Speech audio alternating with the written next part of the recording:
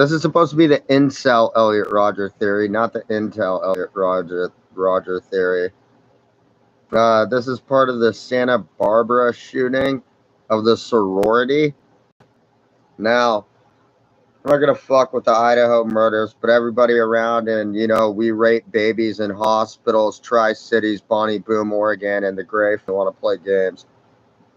But if you look at this, the first killings of the sorority girls with the Idaho murders, and the fact that Kaylee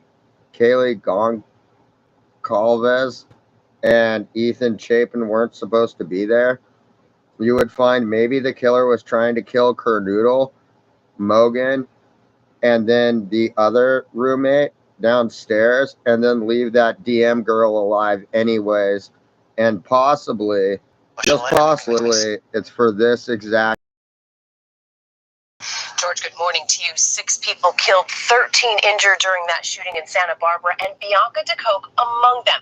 She told me she hasn't read the killer's chilling manifesto or watched any of those videos. She doesn't want to give him any attention. Instead, she's speaking out, she says, to honor those who did not live to tell.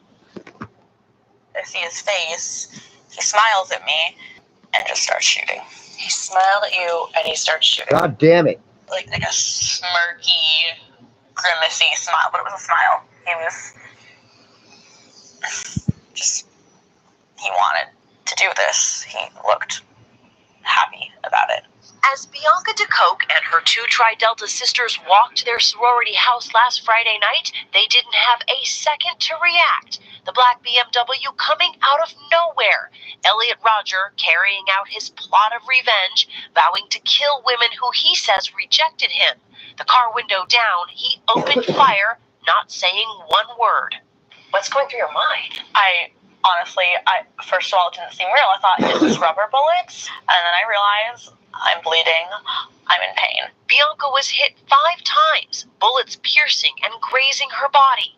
Of the 3 sorority sisters, Bianca is the only one who survived. They were both 2 very incredible, beautiful people, and that's how I want them remembered. 19-year-old Veronica Weiss, a freshman sports buff and math whiz. She was just a very passionate, loving individual. 22-year-old Katie Cooper, about to graduate with a degree in art history. I never met anyone who was more willing to lend a helping hand.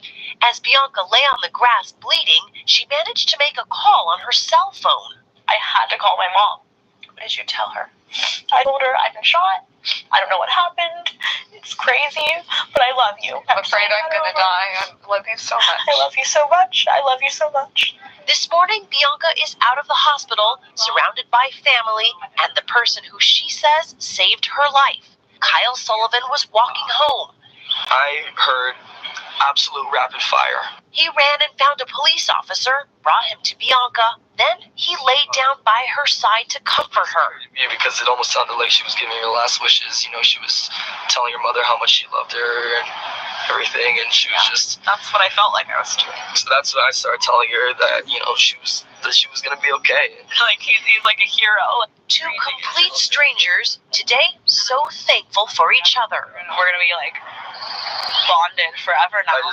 I look at her as, like, my sister. Bianca's parents thankful too, and angry. I'm angry that it happened, and that it does still happen. We need to change this violence. How did he slip through the cracks? Shouldn't happen.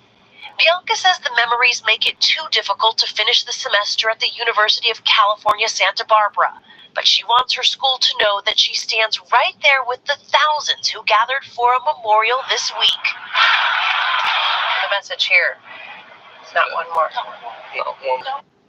Now, Bianca's parents told me that at some point they would be willing to meet with Eliot Rodger's parents. They say they know they're also hurting terribly too. And Bianca, she says she's still trying to understand why her life was spared. She says she knows she now has a new purpose. She's just trying to figure out what it is. And George, I can tell you this girl is so strong and so brave.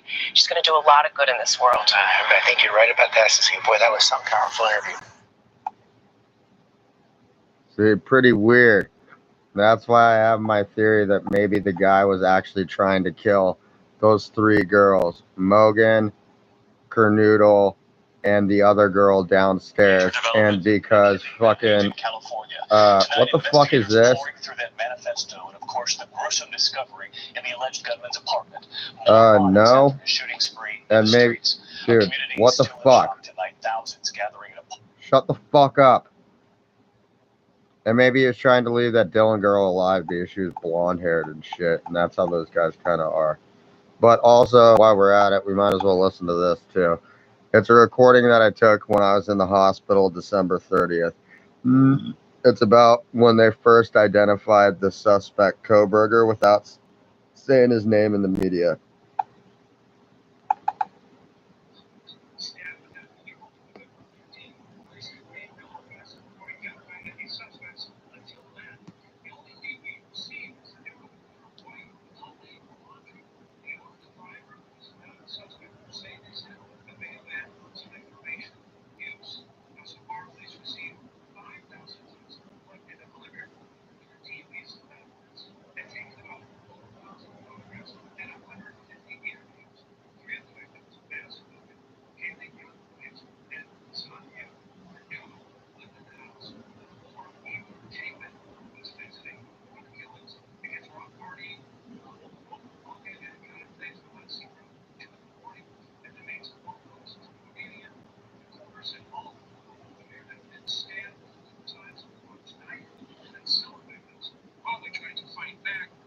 Signs of sexual assault.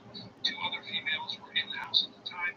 However, they were not attacked. The bottom line is, Holly, this is a huge break, and we expected a news conference at 1 p.m. Pacific, 4 p.m. in the East. We got to do that. Yeah, and hopefully the families will finally get some answers more than 6 weeks after this horrific crime was committed. William Washington, thank you very much. That forum news conference set for Eastern time, and as you mentioned, one out there.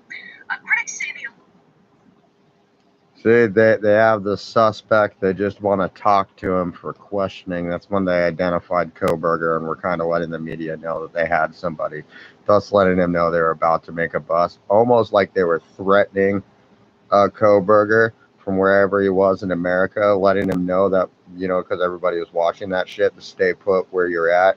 No matter where the fuck you go, we will hunt you down and find you, and we do not give a shit. So your best bet is stay in that fucking house until we get there, raid that son of a bitch, and take you to jail.